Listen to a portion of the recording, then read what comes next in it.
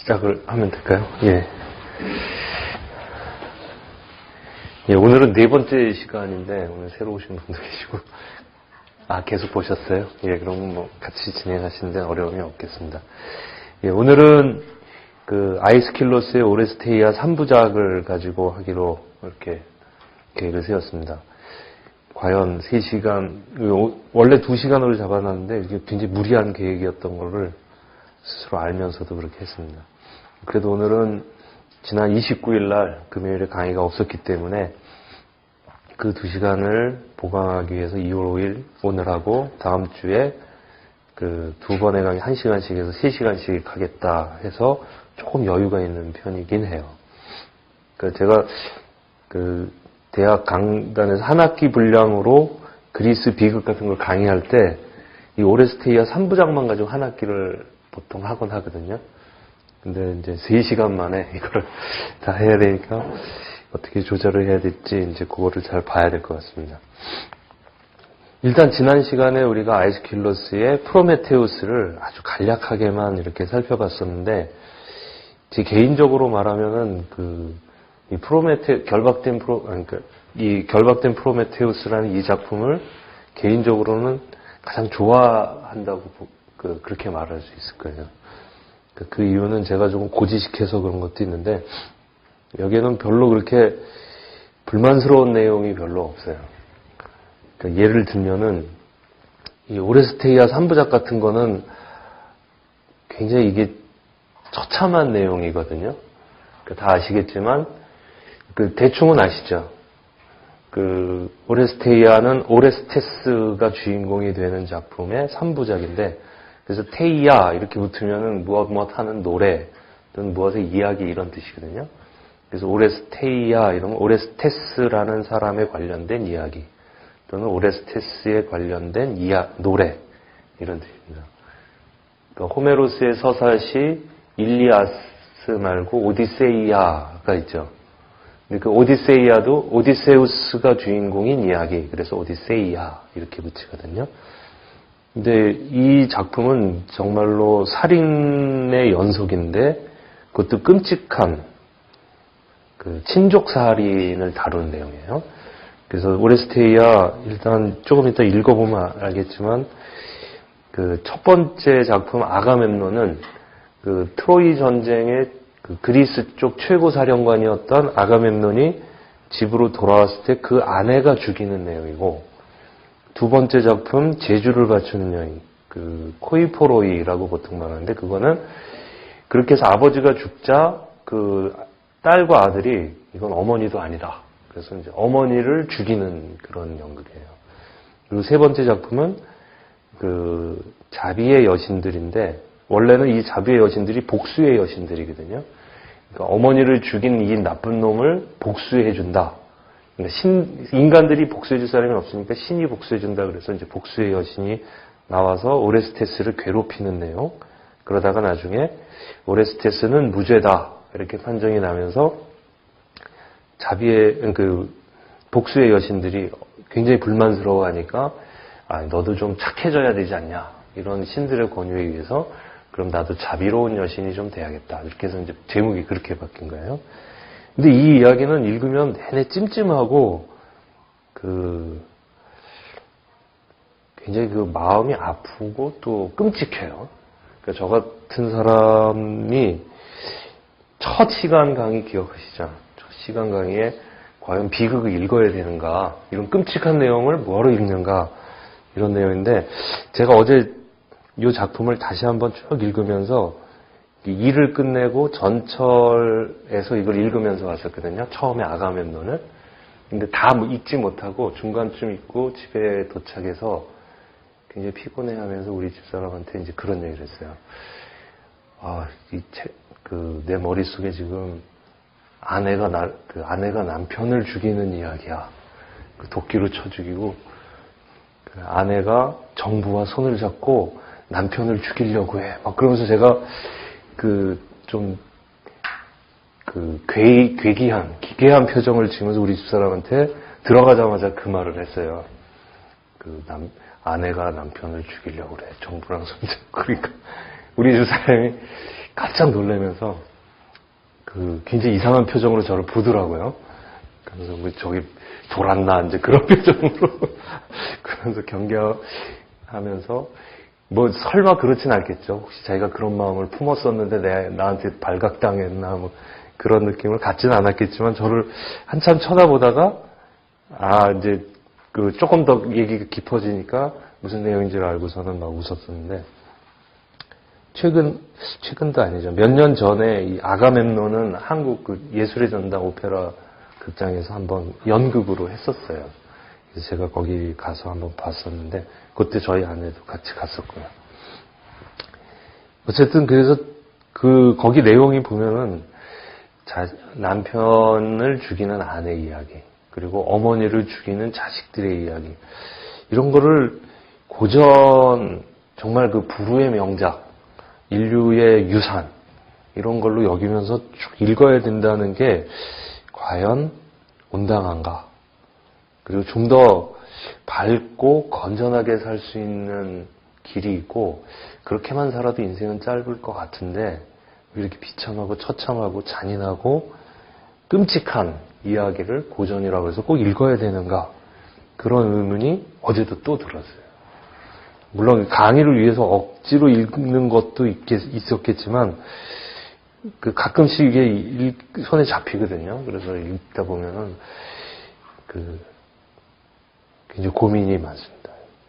그에 반해서 이제 저번 시간에 했던 프로메테우스 같은 거는 꽤 읽을만 해요. 저 같은 사람들은. 그러니까 인간을 위해서 불을 건네준 프로메테우스. 그러니까 신의 폭압에 저항하는 어떤 모습. 그러니까 일종의 이제 옛날 제가 대학 다닐 때 그림으로 보면은 독재 정치에 저항하는 어떤 운동권 학생 내지는 투사, 민주 투사의 기분이 프로메테우스에서는 꽤 나거든요. 이제 그런 점에서 프로메테우스는 읽으면은 꽤 이렇게 뭔가 배울 것도 있는 것 같고 마음에 와닿는 게 많은데 이 오레스테이아 3부작은 내내 읽으면서 굉장히 찜찜해요. 설령 제가 첫 시간에 말했듯이 이것이 인간 일상 속에서는 숨겨져 있는 인간의 본성을 드러내놓고 인간이 무엇인지를 깨닫게 해주는 거라고 하더라도 꼭 내 본성이 이렇다는 걸 이렇게까지 검토를 해야 되는가. 그게 본성이면 그 본성을 잘 다듬고 억누르면서 건전한 방식으로 살 수 있을 텐데 이제 이렇게요. 플라톤이 딱 그렇게 말을 했거든요. 인간에겐 그런 잔인하고 끔찍한 본성이 있지만 그걸 자꾸 누르면서 이성에 의해서 이성으로 그걸 다스리면서 합리적이고 이성적이고 건전하게 살아야 마땅하다. 그러니까 이런 시인들은 다 쓸어버려야 된다. 이제 그게 이제 국가론의 주제이기도 해요. 그래서 지난 시간에 프로메테우스는 그런 의미가 있었는데 오늘은 그것과는 좀 다른 끔찍한 이야기. 그러면서 항상 제게 남는 질문이 그런 거예요. 왜 인간들은 이런 이야기를 지었고 즐겼으며 이런 이야기들을 부의 명작으로 계속 남기면서 대대손손 읽히는 것일까? 읽으라고 하는 것일까? 저 같은 경우도 이렇게 강의를 하면서 여러분들 이건 저는 그렇게 안 하지만 옛날엔 그랬거든요. 이건 읽어야 될 책이다. 꼭 읽어야 된다. 읽어야 그래도 인간이 뭔지를 알고 뭐 그래야 된다 그랬는데 요즘은 조금 제 자신에게 솔직해져서 정말 이걸 읽어야 되는 건지 한번 검토를 해보고 다 읽은 다음에 읽지 말자. 그러니까 길이길이 남기지 않도록 우리 앞장서자. 뭐 그런 얘기를 해야 될 것 같은 그런 느낌이 들어요. 예. 정말 왜 그런지. 그러면서 저는 남긴 것들 위에 남겨지지 않은 것들이 있었을 텐데 그것들은 어떤 기준으로 어떤 작품은 남고 어떤 작품은 남지 않게 됐는가. 이제 그런 거에 고민을 많이 하고 있습니다. 실제로 이 작품이 지금까지 부의 명작이라고, 특히 아가멤논 같은 작품은 아내가 남편을 죽이는 이 이야기는 최고의 비극이라고 꼽는 사람들이 꽤 많아요. 서양 문학가들 중에서는. 그만큼 중요한 작품인데 도대체 무엇 때문에 그럴까? 그리고 끊임없이 재생산하고 새롭게 각색하고 그 기본 플롯은 유지하면서 계속 드라마나 영화나 소설에서 계속 같은 모티브가 반복이 되거든요. 왜 인간들은 그러는가? 그런 얘기를 한번 오늘 할 수 있을 것 같습니다.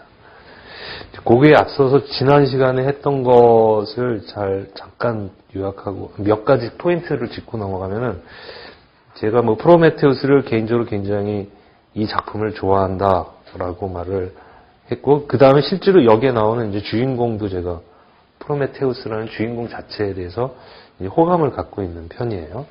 근데 그거는 그거고 비극을 특히 그리스 비극을 읽으실 때는 지난번에 말씀드렸던 여러 가지 물리적 조건이 있잖아요. 극장이 어떻게 생겨 있고 배우의 수가 어떻게 한정되어 있고 그다음 코러스가 있고 그래서 그 사람들끼리 어떤 무대를 연출했는가를 머릿속에서 상상하면서 읽으시면 굉장히 생생하고 재밌다.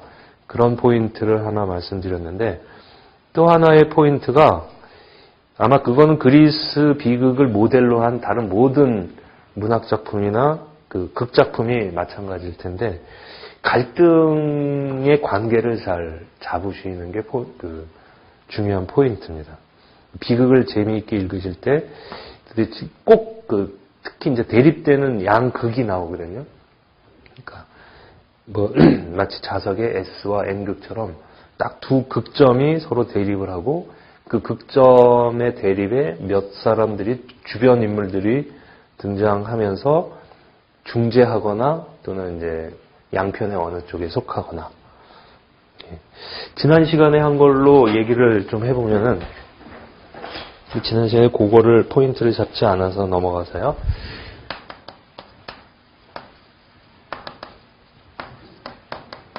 이제 주인공은 프로메테우스고 드러나진 않았지만 또 다른 주인공이 바로 이제 제우스예요.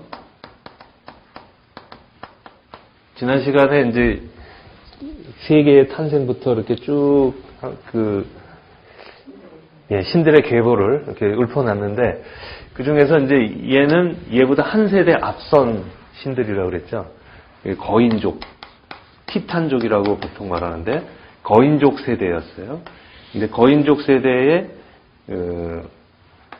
이를테면은 이제 자식뻘 되는 한 세대쯤 아랫뻘 되는 얘네 둘하고 큰 전쟁이 있었죠. 신들의 전쟁, 최고의 전쟁이라고 하는데 여기서 이제 제우스가 승리를 거둠으로 해서 세계의 지배자가 되는. 그리고 그리스 신화는 거기서 멈추고 더 이상 발전하지 않아요. 그리스 신화는 제우스가 최고의 신으로 등극하고 올림포스를 점령하고 거기서부터 이제 통치를 함으로 해서 세계 질서가 완성되는. 그 다음에 이제 제우스가 쫓겨나거나 그런 건 없고 그냥 제우스가 끝끝내 남아서 세계를 지배하는, 세계 질서를 지배하는 걸로 그리스 신화는 멈추어요. 더 이상 진화하지 않고. 이게 이제 종교로 발전하고 그랬으면 모를 텐데 이게 이제 신화로 남는 바람에 그냥 거기서 끝쳐버렸어요. 그래서 최근에 무슨 영화 보니까 이 제우스 얘기로 또 영화를 하나 또 찍어놨더라고요. 누구의 몇 대 손 그래가지고.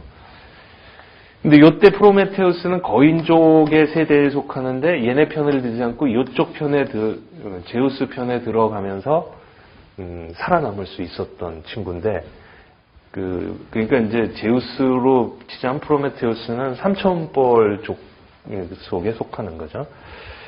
근데 이제 이 친구가 쟁점이 되는 게 바로 인간이에요. 제우스는 항상 인간을 못마땅히 여기고 없애버려야 될 대상으로 치고 프로메테우스는 인간들을 아끼고 그러니까 인간이 쟁점이 되면서 얘네들이 대립하는 그런 구조가 이 배경에 깔려 있어요. 그러니까 끊임없이 이제 얘네 둘이 대결하는 구도가 이 작품의 전체로 흐르는 거죠. 그리고 이제 이 인간을 위해서 불을 가져다 준 그게 이제 프로메테우스의 죄목이 되죠.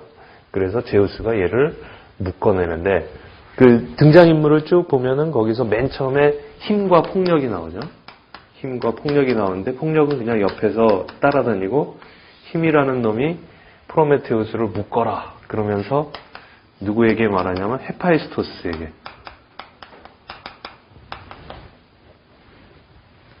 그러니까 얘는 대장쟁이 신인 건 아시죠? 그래서 얘네 둘이 제우스의 부름을 받아가지고 와서 프로메테우스한테 프로메테우스가 이런 죄를 지었으니 얘를 묶어라 이렇게 해서 얘가 이걸 묶어주고 얘는 그 옆에서 감시하고. 헤파이스토스는 제우스 편이면서도 그 프로메테우스에게 굉장히 호감을 가졌어요.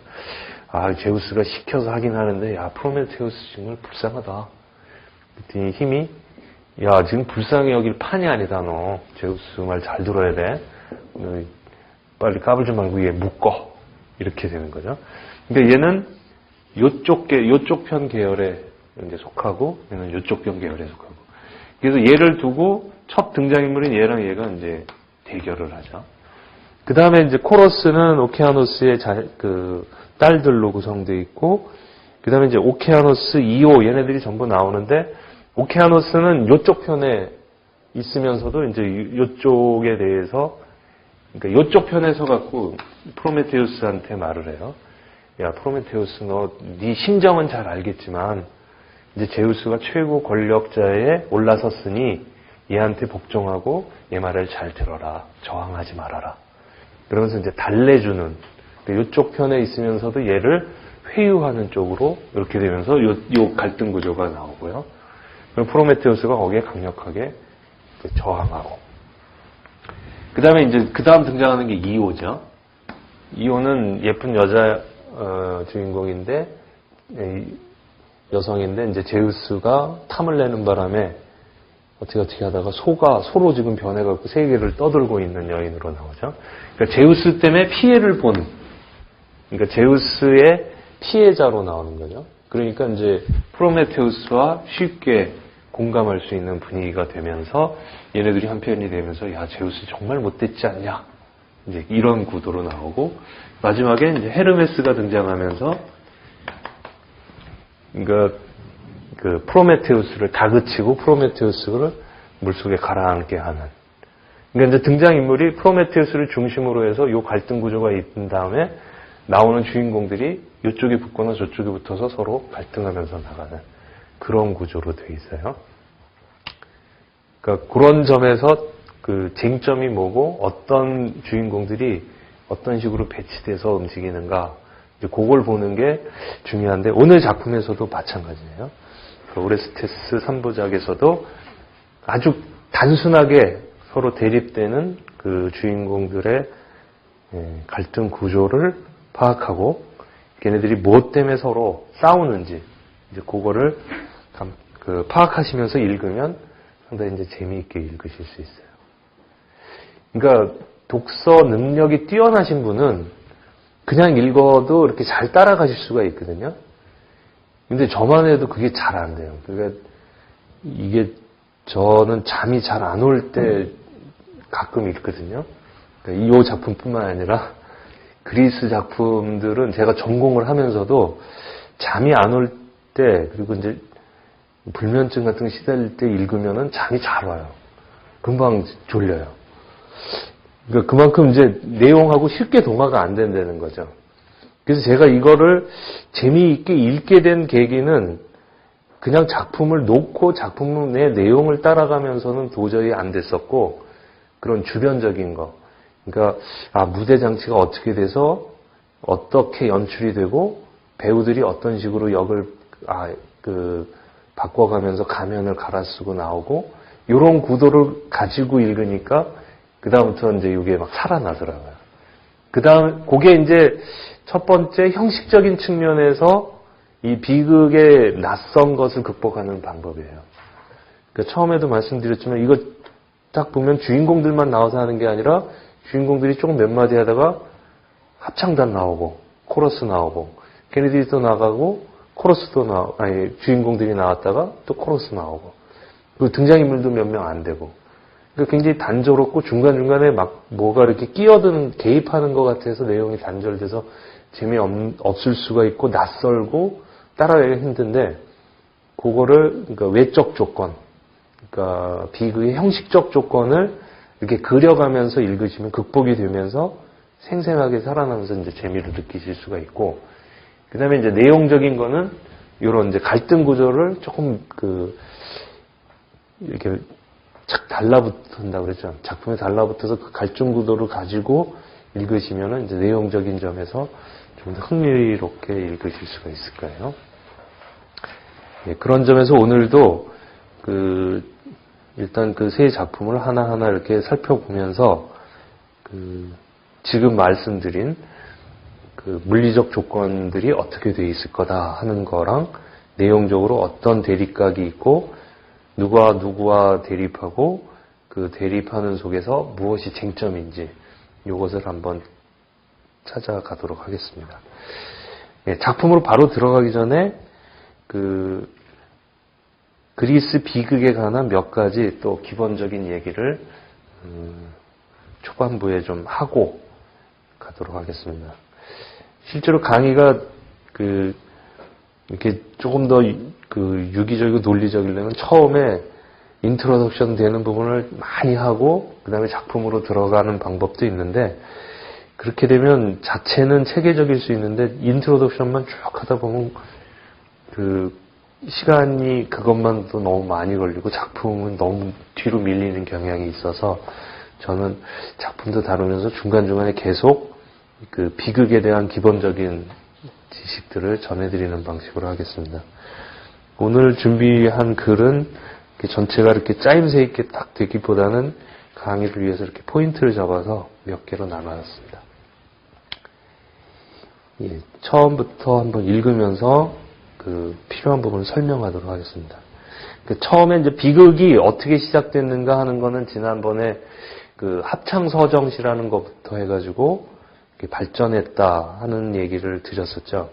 그 다음에 그게 대디오니소스 제전이라는 축제와 같이 맞물려서 이루어졌다 그 얘기도 했는데, 그걸 조금 정리하는 방식으로 하겠습니다.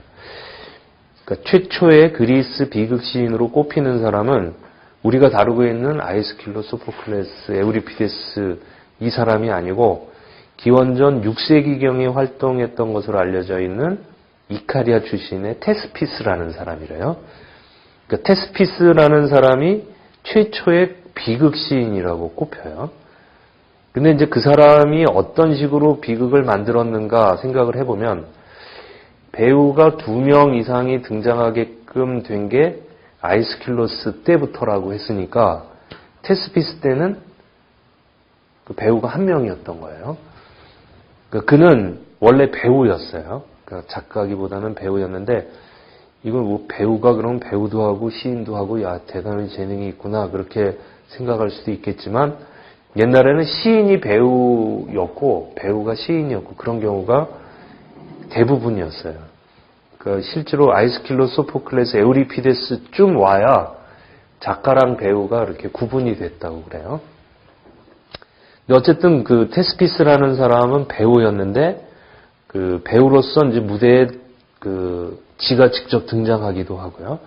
그러면서 합창서정시의 형식, 전에 말씀드렸던, 지금은 남아있지 않아서 어떤 형식인지 잘 모르는데 뒤티람보스 형식에다가 배우를 도입하고 가면을 사용하여서 다양한 인물의 역할을 하는 드라마의 최초 형태를 만든 사람으로 알려져 있습니다. 이건 이제 이해하시겠죠? 그러니까 다시 한번 정리를 한번 하면은 최초 형태가 서사시였어요. 서사시는 시인 한 사람이 지팡이를 하나 딱 들고 또는 리라를 들기도 하고 그러면서 이제 대중들 앞에서 쫙 읊는 형식이었어요.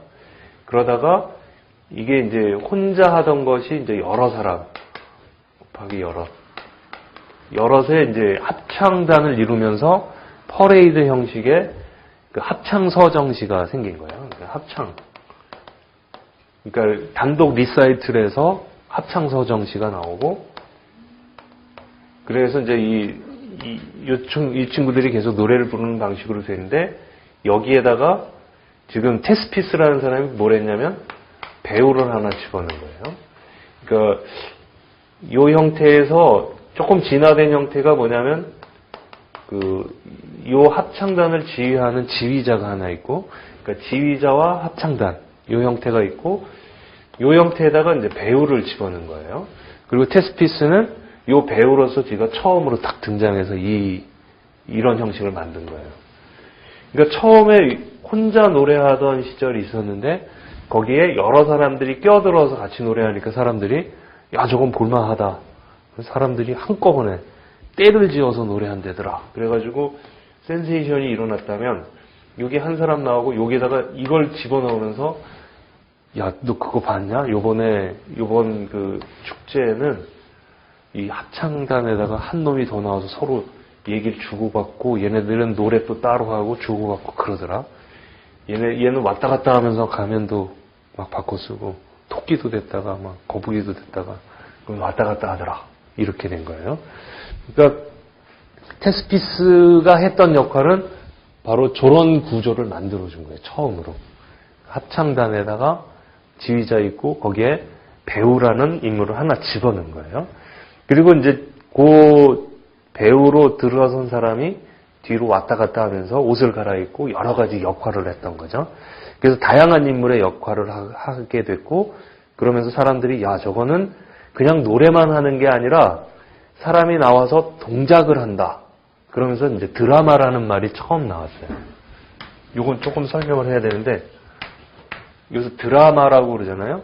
그리고 이제 TV전 드라마도 얘기하는데 이 드라마가 그리스에서 나온 거예요. 근데 여기서 이렇게 잘라서 어원을 설명하면 드라가 움직이다, 행동하다 이런 뜻이거든요. 그리고 마는 무엇 한 것, 무엇 해서 나온 것 이런 뜻이에요. 그러니까 드라마 하면은 움직이는 것, 움직여서 나온 것 이런 뜻이에요. 그러니까 요것만 하면 뭐가 돼요? 뭐 누가 나와서 동작을 한 게 아니라 동작을 그냥 노래로 부른 거죠. 뭐 토끼가 뛴다네, 거북이가 기어간다네 그렇다면 얘 나와서 뛰는 신용을 직접 하고 그 기어다니는 신용을 직접 하고 그러면서 얘기를 하는 거예요. 그러니까 야 요거 참 재미있는 스펙타클이다. 그 전에는 노래만 했는데 얘는 움직인다. 움직이는 놈이 들어간다 그러면서 얘를 요걸 뭐라 그럴까? 그러니까 움직이니까 드라마 이렇게 하면서 이름이 붙여진 거예요. 드라마라는 이름이 그렇게 해서 생겼고 그걸 처음으로 만든 사람이 테스피스라고 알려져 있어요. 근데 이 사람 작품은 남아있지는 않고요. 그리고 아까도 말했지만 한 사람의 배우가 여러 명의 역할을 가면과 복장을 통해서 이제 했던 거예요.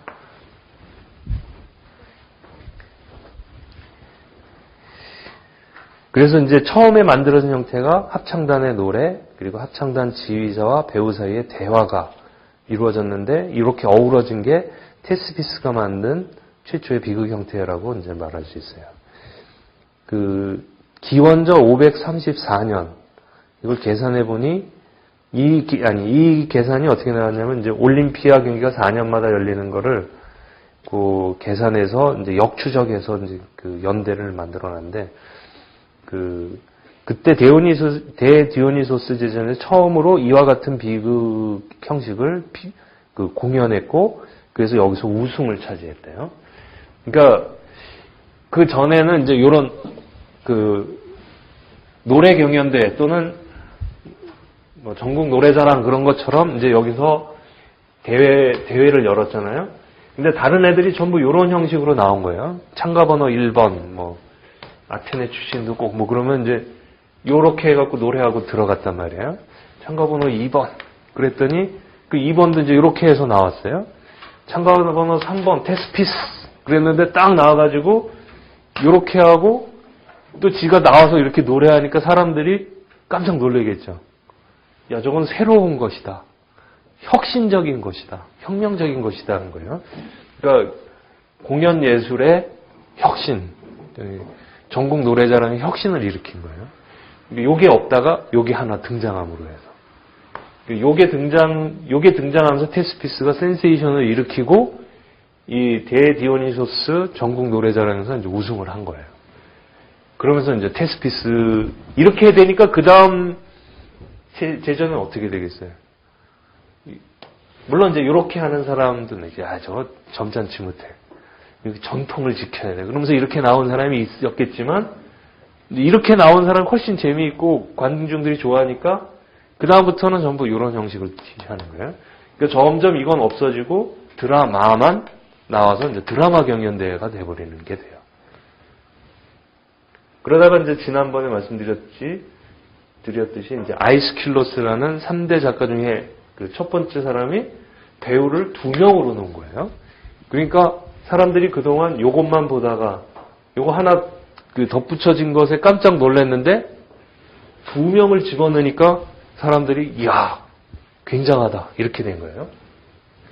그리고 이제 2명이 등장하면서 어떤 일이 벌어지냐면 합창의 비중이 점점 좀 작아져요.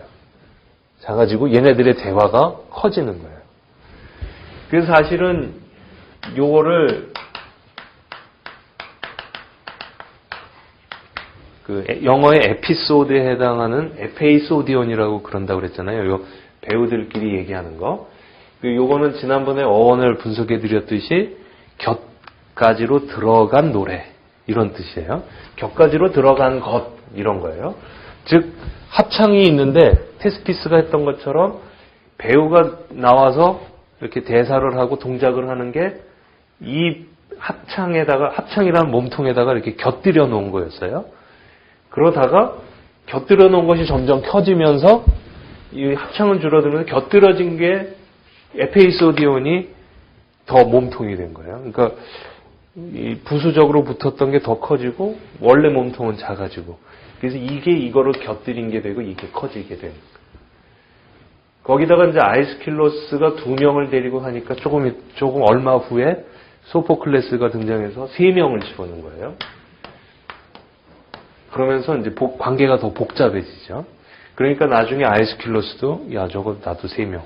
그래서 아이스킬로스도 그 다음부터는 3명 넣고 뭐 나중에는 에우리피데스 같은 사람한테 가면 4명도 나오고 막 그렇게 되고.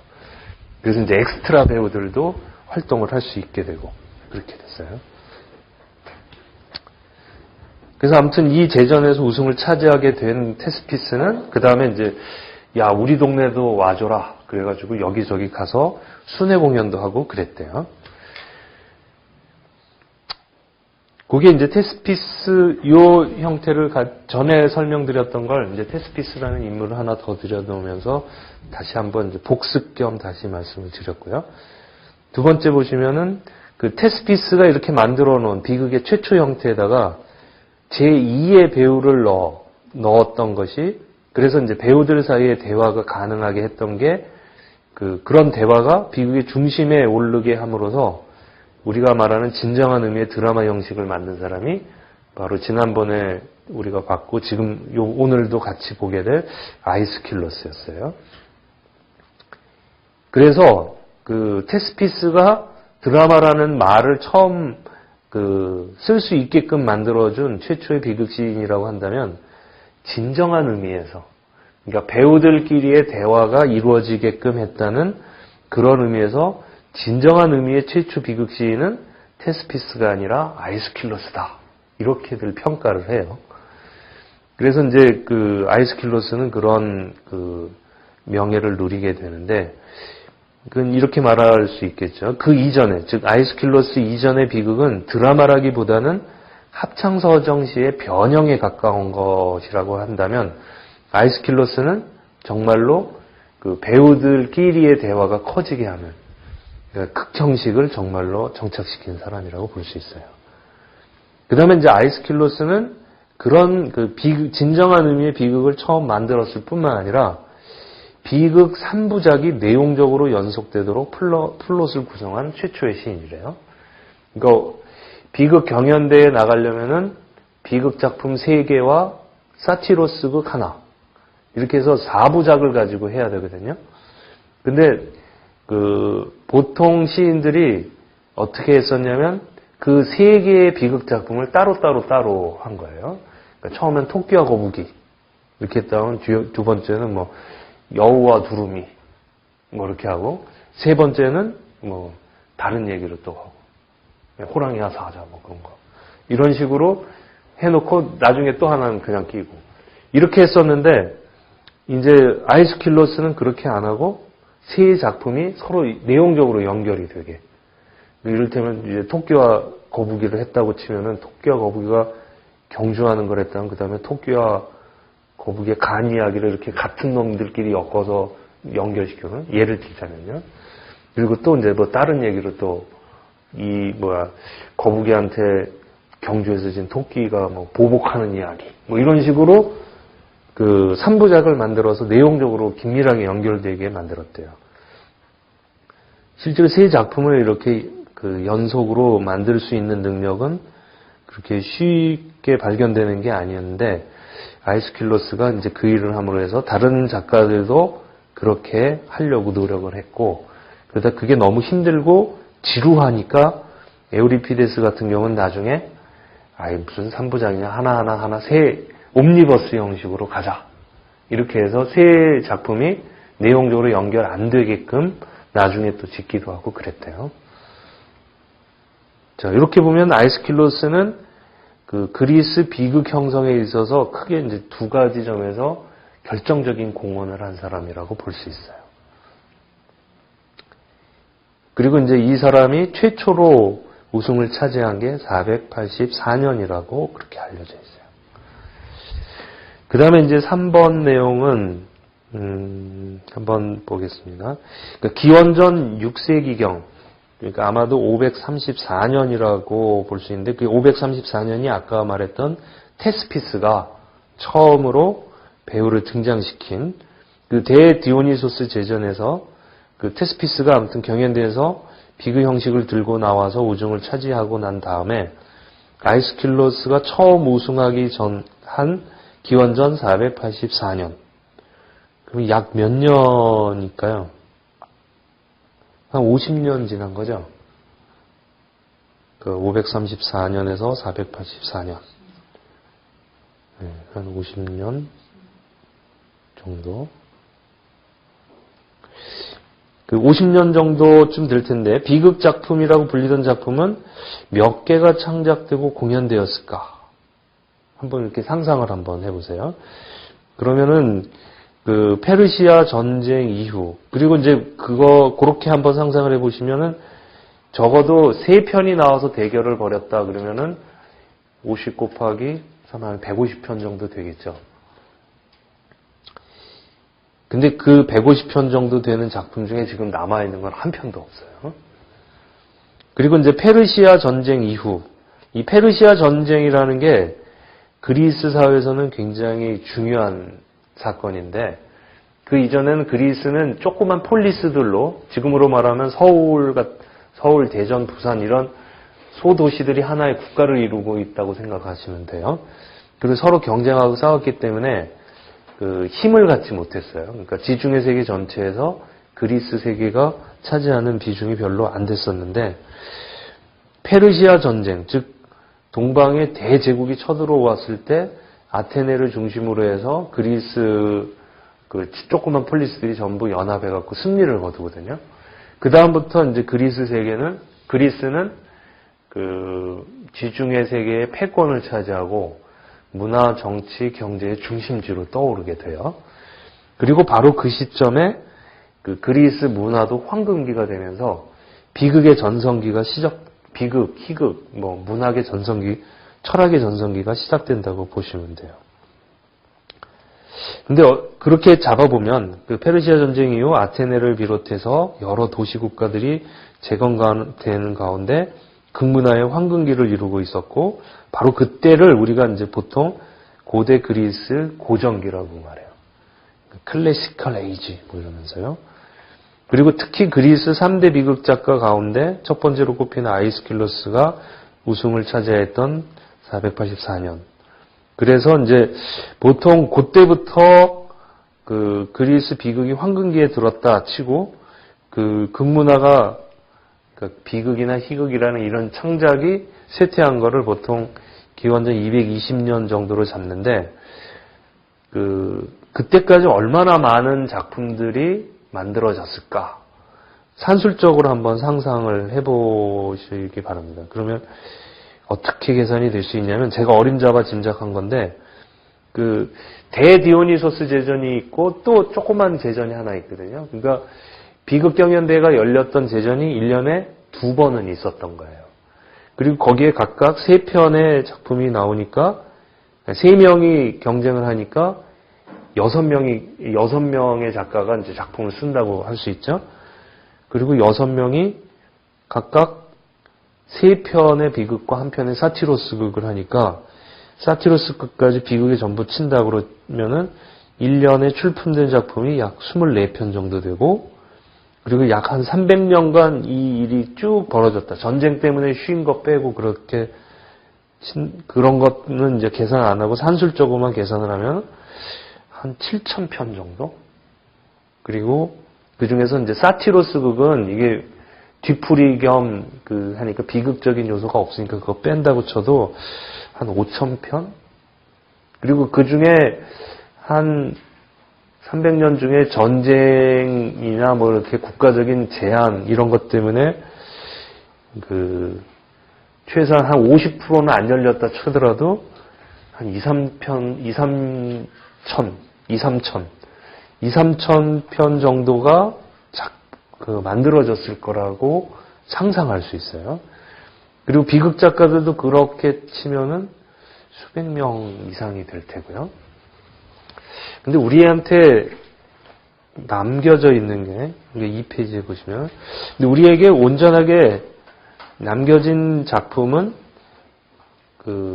수백 명 이상이 됐을 거라는 비극 작가 중에 3대 비극 작가 작품만 남아있고, 그 중에 작품은 31편. 그 사티로스 극이 한 편 남아있기 때문에 그것까지 합하면 32편밖에 안 남았어요. 그러니까 한 3,000편 중에 32편. 그러니까 한 100분의 1% 정도밖에 안 남은 거라고 볼 수 있죠.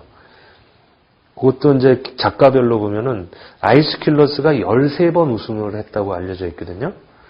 그래서 아이스킬러스 작품이 7편. 그러면 이 사람이 가지고 우승했던 13편 중에 그게 다 남은 게 아니고 7편만 남은 거예요. 그 중에 반만. 그 작품 이름을 보면은 페르시아인들, 테바이로 공격한 7인, 탄원한 여인들, 결박된 프로메테우스 하고 물음표를 쳐놨는데, 물음표를 쳐놓은 이유는 아이스킬로스 작품이 아닌 것 같다라고 주장하는 학자들이 있어서 그래요. 그 다음에 오레스테이아 3부작, 오늘 다루기로 한 그 3부작은 아가멤논, 재주를 갖추는 여인들, 자비로운 여인들 이렇게 돼 있어요. 그리고 실제로 아이스킬로스는 약 13번 우승을 했으니까 최소한 13편은 남아야 될 것 같은데 그 중에 7편만 남아있고, 그 다음에 이 사람이 항상 1등만 하지는 않았겠죠. 그래서 다 치면은 남아있는 기록으로 보면은 이 사람이 한 90편 정도 썼을 거라고 그래요. 일생 동안 90편 정도를 썼을 텐데 90편 정도를 써서 13번 우승을 하고 그 중에 7편만 남은 거예요. 그러니 한 작가에서만도 90편 중에 7편밖에 안 남은 거죠. 그 다음에 제일 많이 우승한 사람이 소포클레스인데 이 사람이 18번 우승을 했어요.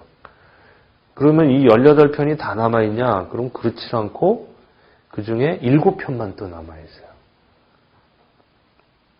보통 이 사람은 한 123편 정도 썼을 거라고 알려져 있거든요. 그리고 그 중에 실제로 기록으로 114편의 제목이 남아있어요. 그러니까 꽤 많은 작품을 썼는데 이런 소포클레스 같은 작가도 7편밖에 지금 남아있지 않은 거예요. 그 다음에 이제 에우리피데스는 상대적으로 경연대회에서는 신통치 않았어요.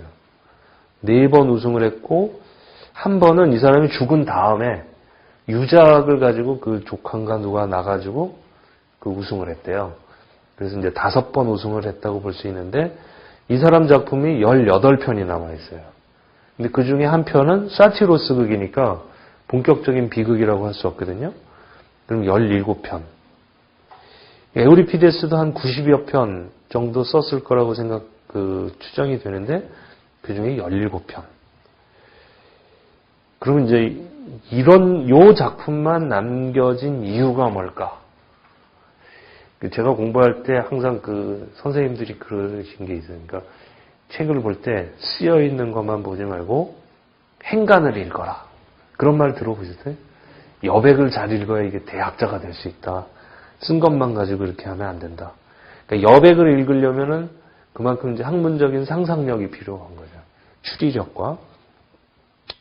그걸 여기다 적용해 보면 이렇게 돼요. 남겨진 작품을 가지고 그리스 비극을 말할 수도 있겠지만 왜 요거밖에 안 남았을까? 그러니까 세 작가를 다 합해도 한 400여 편 가까이, 아니 300여 편이 되는데 300여 편 중에 왜 31편, 32편만 남았냐. 이것도 10분의 1밖에 안 남았어요. 그리고 전체 아까 제가 굉장히 거칠게 어설프게 계산을 했지만 그 정도 계산을 해도 한 3,000편이거든요. 그중에 1%밖에 안 남은 거예요. 그래서 이제 5번을 한번 제가 썼는데 우리는 남아있는 소수의 작품만으로 그리스 비극의 전모를 가늠해야 하는 어려움에 처해 있습니다. 그렇죠? 근데 이제 이런 질문을 할 수 있을 거예요. 왜 31편의 비극만이 남게 되었을까? 그리고 사라진 작품들은 왜 사라졌을까? 그리고 왜 남은 작품은 왜 남았을까? 이거요. 작품이 훌륭해서, 위대해서, 보편적이어서 이렇게도 말할 수 있는데 우리가 이제 상상을 해보면 이거보다 훨씬 지금 남아있는 작품보다 훨씬 뛰어난 작품이 사라졌을 가능성이 있죠. 예. 그걸 누가 그 상상을 막을 수 있겠어요? 그리고 이제 여기에 보면은 이 아이스킬로 소포클레스는 특히 사회적으로 굉장히 특권층에 속해서요. 특히 이제 아이스킬로스 같은 사람은 그 마라톤 전쟁에 참가했던 대장군이어서요. 그리고 소포클레스도 거의 90살 이상 살았는데 그 아테네 사회에 중요했던 관직은 다 두루 거쳤던 그런 사람이에요. 그래서 제가 이런 사람 얘기를 하면 약 올라가는 사람이 많아요. 야, 억울하다. 그 특권층이고 권력도 쥐고 행정적으로 뛰어나고 정치적 뛰어난데 게다가 문학 작품까지 완벽한 사람인 거죠. 그 문학가 그러면은 좀 생활 능력이 좀 없어 보여야 되잖아요. 그렇죠? 이렇게 좀 꾸질꾸질하고 이래야 되는데 이 사람들은 다 폼나는 소위 뽀다구 나는 사람들이었어요. 장군으로 나가서 승전하여 딱 들어오고 에우리피데스만 조금 우리가 기대하는 그런 작가상에 가까워요. 약간 소외되고 왕따당하고 약간 삐딱하고 작품을 그래서 4번밖에 우승을 못했어요. 그러니까 탁 하면 아이 저것도 잘난 척한다. 좀 어딘가 이렇게 빛과 이렇게 꼬여 있는 거예요. 아이스킬로스나 소포클레스는 이게 주제가 아주 이렇게 굵직하거든요. 그리고 뭔가 이렇게 사회에 도움이 될 것 같은 것도 있고.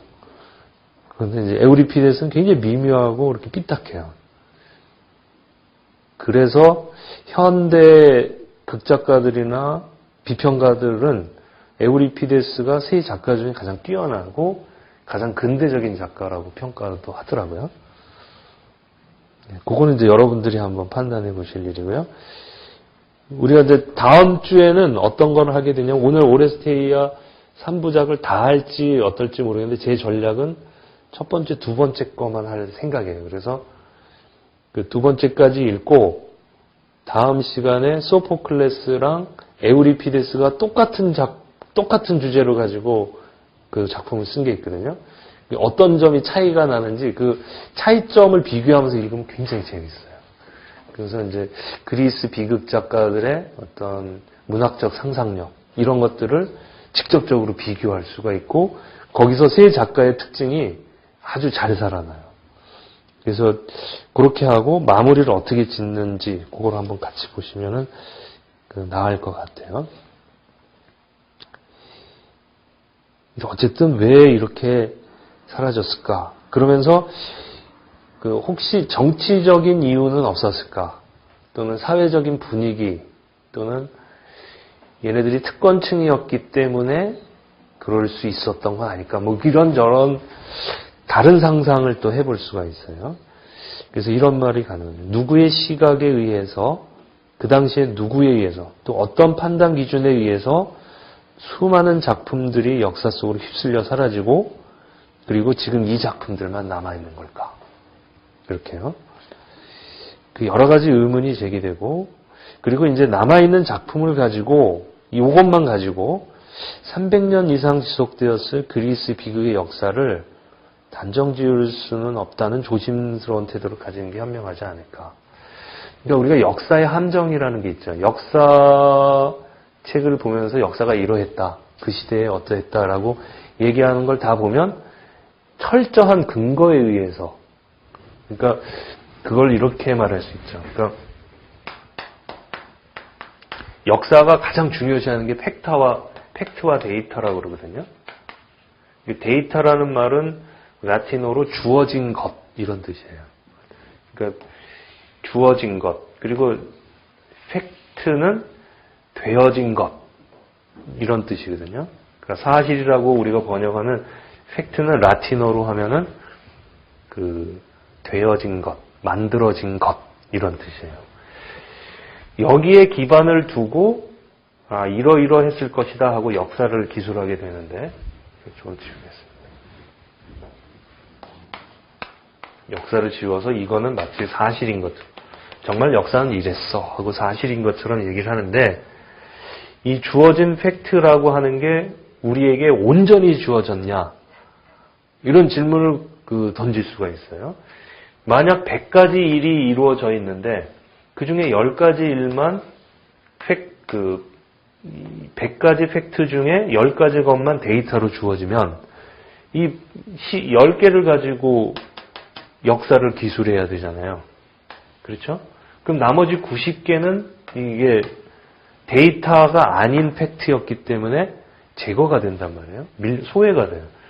그럼 이게 만들어진 게 정말 사실일까? 이런 질문을 던질 수가 있죠. 그러니까 여러분도 재밌게 보셨나요? 혹시 선덕영화? 그 미실이라는 인물은 역사책에 나오질 않잖아요. 화랑새끼 요만큼 나온다고 그러더라고요. 한 줄? 근데 이제 그 드라마 중간에 보면은 너를 가만두지 않겠어. 너를 역사가 기억하지 못하게 다 지워버릴 거야. 이런 얘기, 그런 대사가 있었어요. 그러니까 미실이 승승장구할 때 만약 그래갖고 그 사람이 정권을 잡아서 역사가 이루어졌다면 남아있는 역사는 미실로 가득 찼겠죠. 근데 미실의 정적이었던 사람이 억압을 당하다가 그 드라마상에 의하면 그 정권을 잡자 미실을 다 쓸어버려라. 그래갖고 미실에 관련된 90개를 다 지웠다고 쳐봐요. 그럼 10개만 가지고 미실은 한 줄짜리로만 남는 거잖아요. 그러니까 옛날엔 굴뚝같이 믿었었어요. 그러니까 뭘 굴뚝같이 믿었냐면 주어진 사실을 가지고 얘기하는 건 분명하다. 근데 이제 이런 이 얘기가 되니까 만약 그 미실 얘기는 픽션이라고 보통 얘기하잖아요. 이건 픽션이고 이건 팩트다. 근데 픽션이란 말이 뭐냐면 조작하다, 만들다 이런 뜻이에요. 라틴어로. 그러니까 조작해낸 것이고 이건 드라마로 조작해낸 것이고 역사는 그렇지 않아. 왜냐하면 미실에 대한 한 줄이니까 그 팩트를 데이터로 삼아서 하면 사실은 그렇지 않아. 그럼 이게 이제 팩트라고 하니까. 근데 지금 말씀드린 것처럼 100개의 사실이 있었다 쳤을 때 10개의 사실만을 주어진 데이터로 해서 그려놓은 것이 과연 팩트겠느냐. 그래서 현대에는 어떤 개념이 나오냐면 혹시 아세요? 이 팩트를 근거로 하되 결국 픽션일 수밖에 없기 때문에 이런 말이 신조어로 나왔어요. 역사는 팩션이다. 그러니까 역사에 해당하는 말이 히스토리인데 그리스어로 하면 히스토리아거든요. 근데 히스토리아가 무슨 뜻이냐면 직접 보다라는 뜻이에요. 직접 본 것, 그리고 보고 직접 들은 것까지. 그러니까 꾸며낸 것이 아닌 것은 전부 히스토리라고 생각을 했어요. 근데 이제 이게 제한되어 있기 때문에 그 100개가 사실이었을 것 같은데 남아있는 게 10개이기 때문에 나머지 90개를 얼기설기 맞춰야 되잖아요. 그러니까 주어진 데이터를 가지고 결국 꾸며내는 거 아니겠느냐. 그런 반성이 나오면서 역사는 팩션이다. 그러니까 팩트를 가지고 꾸며낸 것. 이렇게요. 그러니까 똑같은 10개의 재료를 가지고 얘기를 해봐라. 그러면은 사람마다 다를 수가 있잖아요. 자기가 어떤 가치관을 갖고 어떤 계층에 속하고 어떤 계급에 속하느냐에 따라서 역사를 새롭게 조작할 수가 있단 말이에요. 문학사도 똑같은 거예요. 그러니까 이 경우에는 더더욱 분명한 것 같아요. 그러니까 지금 우리가 계산하기엔 한 3천여 편 되는데 그 중에서 3대 작가만 잡아도 300여 편의 사람이 쓴 걸로 기록으로 남아있는데 그 중에 30편만 남아있단 말이에요. 그리고 그것도 일정한 시기에 딱 몰려있어요. 그러니까 아이스킬로스, 소포클레스, 에우리피데스가 동시대에 같이 살았거든요. 조금 쉬어야겠네요. 시간이 다 돼서. 그 얘기는 조금 길기 때문에 후반부에 잠깐 쉬시고 그 다음에 다시 얘기하겠습니다.